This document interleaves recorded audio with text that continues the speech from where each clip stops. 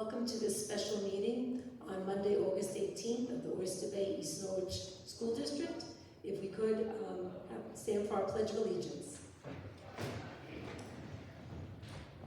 Pledge allegiance to the flag of the United States of America and to the republic for which it stands, one nation, under God, indivisible, with liberty and justice for all. Thank you.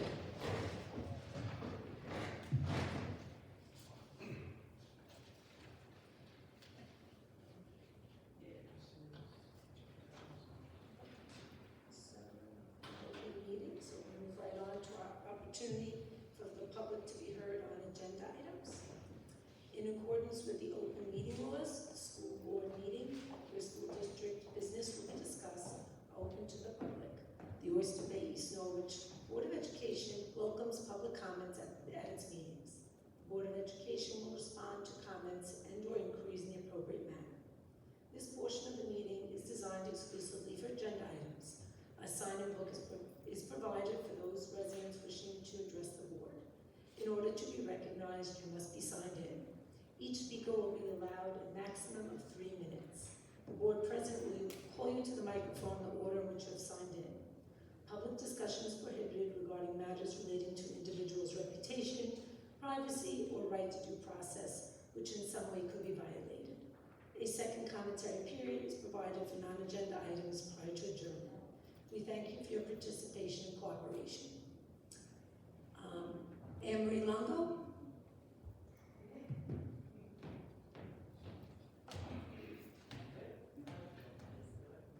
I just would like to know in depth two things.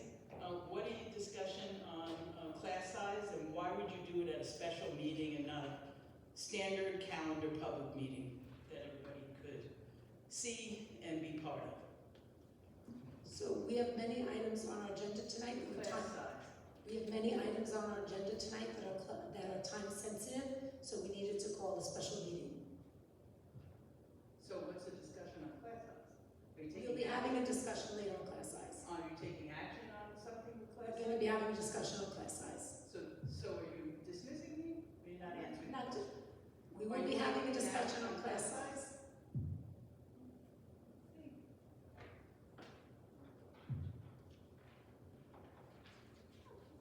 Moving on to instructional personnel items, section 301. Resolved upon the recommendation of the superintendent of schools, the Board of Education of the Oyster Bay East Norwich Central School District hereby approves the instructional personnel items as listed in their entirety. Do I have a motion? Do I have a second? Second. Any questions or comments? All in favor? Aye. All opposed? Motion carries. We'll now move on to approval of non-instructional personnel items. Resolved upon the recommendation of the superintendent of schools, the Board of Education of the Oyster Bay East Norwich Central School District hereby approves the non-instructional personnel items as listed in their entirety. Do I have a motion? So moved. A second? Second. Any questions or discussion? All in favor? Aye. All opposed? Motion carries. We'll now move on to new business. Resolved upon the recommendation of the superintendent of schools, the Board of Education of the Oyster Bay East Norwich Central School District hereby approves the new business resolutions as listed in their entirety. Do I have a motion? So moved. Do I have a second? Second. Any question or comments? All in favor? Aye. All opposed? Motion carries. Now we will move on to items for discussion. Elementary class size. Dr. Yanni, could you give us an update on the class size of some of our elementary grades? So we've been talking about the class size at the Vernon schools since the budget. We had a first grade under discussion and third grade. The first grade, we were able to add an additional sections due to enrollment. The third grade, we were holding 4 sections. The past month, we've been receiving some enrollment that is coming in. My recommendation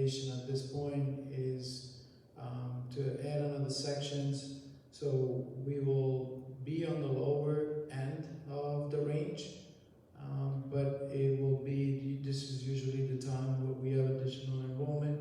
So in the event that we have more students enrolling, we don't have, we're not gonna end up in a class of 23 or so, which is higher than the rest of the classes. Does anyone have any questions, comments? So you're proposing to add another class? You're proposing to add another class? That's correct. And do we have a teacher, can you hire a teacher? We have a teacher that we would use, we have in mind, but we haven't finalized the process yet. Dr. Yanni, what would the class size change?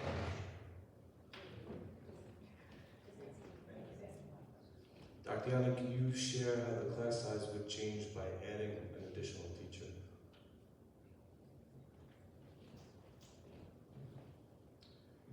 The class size as of the enrollment right now will be within 2 sections of 18 and 3 at 17, and that doesn't include the people, the students that are coming in for specials.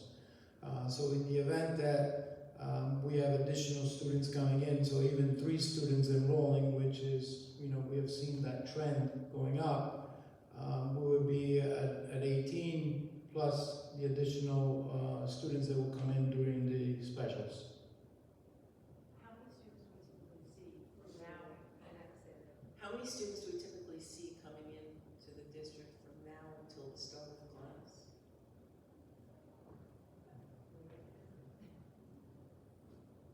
Last year, during the summertime, we have an enrollment of above 20. They were across all different grades.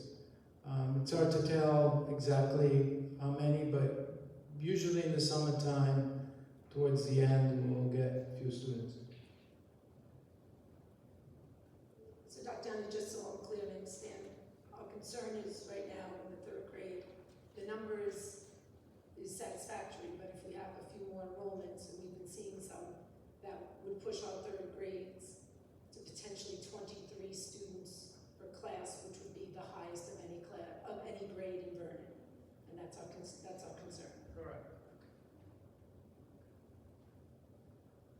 So, Dr. Yanni, in my opinion, that it's best to plan for the addition of students and not be caught off guard and having to rearrange classes in the last minute. So I think it would be good to add the class, particularly given the fact that this is the 1st grade going into Vernon. We don't want like an overcrowded classroom. Any other questions or comments?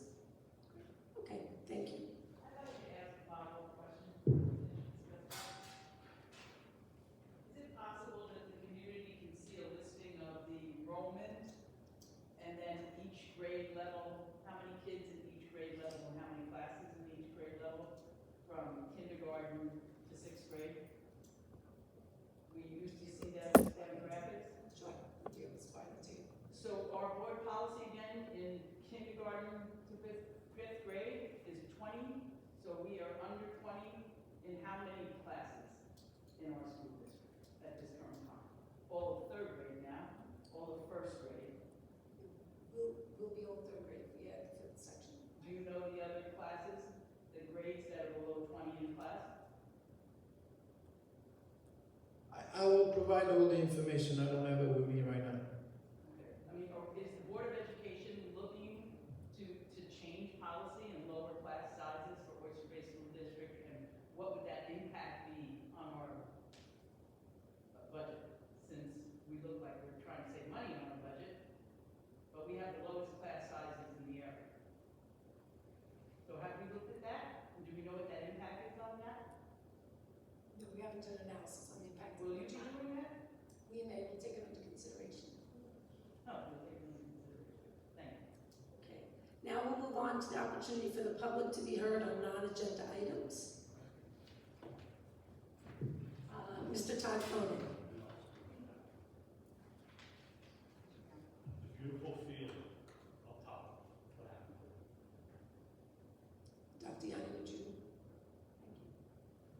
So the field that was installed in 2022, we had a settlement in 3 areas. We have kind of analyzed observed over the past 6-7 months to make sure that there was no additional settlement. We have last week we started the work. It should be done by Monday, this coming Monday. Expected to be completed. It's under warranty. No cost to the district? Not a penny to the district. It was a settlement, and it's not something that I wanted it, but unfortunately, There's no cost to the district, they're gonna repair everything, and all the work that is being done. And I want to just take this opportunity to thank the community. There was 1 or 2 days which was noise and machinery there, so I appreciate the support of the community. And the second question is the new maintenance building up at Vernon, past the business. I'm hearing that you can't put petroleum products in it because it's not vented, is that true? The field, the storage field, Yes, by the storage bins. by the concession stand. Yes.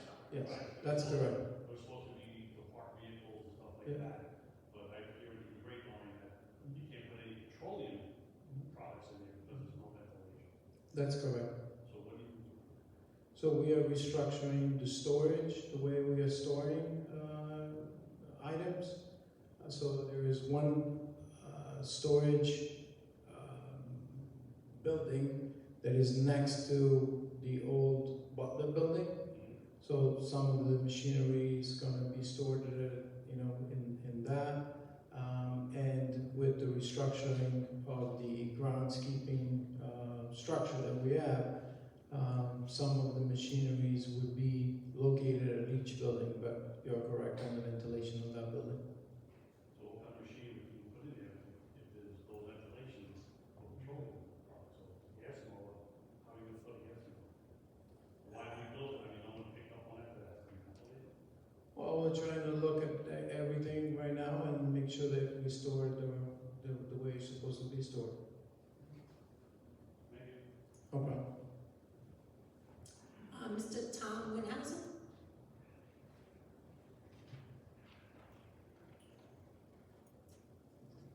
Good evening. I hope we have a full Phase 3 update when we get back into school. Last year, we had a big opening in Phase 3 with the whole Butler building. It's a year after. I'm here to talk about cell phone restrictions.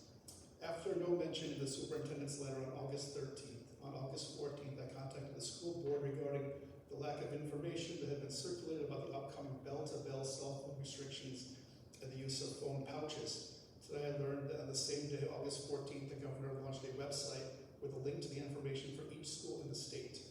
The state site for us links to 3 things: the board presentation from June 25, which has information on application and enforcement labeled as recommendations, policy 9400, which appears to have been both updated and adopted on June 17th regarding the use of pouches, and a Yonder pouch instructional video. Using the state website, I checked 3 surrounding schools: Jericho, Syosset, Huntington. Each of these schools, some nationally ranked, are just saying for high school, phones are to be silenced and put in lockers, no pouches. Newsday today has 115 schools, 84% are using lockers, no pouches. As I await response to my questions, I have 2 critical ones. Will additional information be circulated? What is the total cost of the pouch vendor Yonder?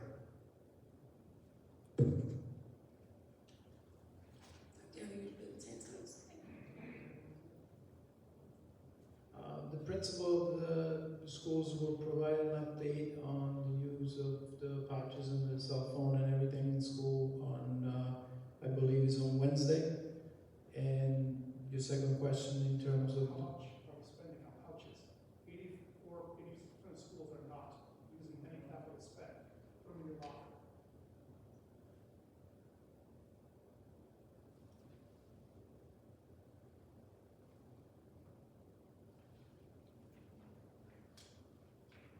I said this question. She's looking up. It's not a surprise.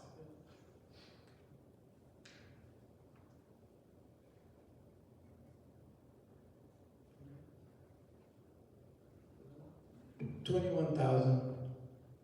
That's for just capital, or that's the entire contract with Yonder? Implementation support, warranty, Yeah, that's what we pay for everything. total contract value of 21,000. I believe so. Okay. Should I wait for a response then to the full amount? We're in the process of responding to your email. Thank you. Thank you.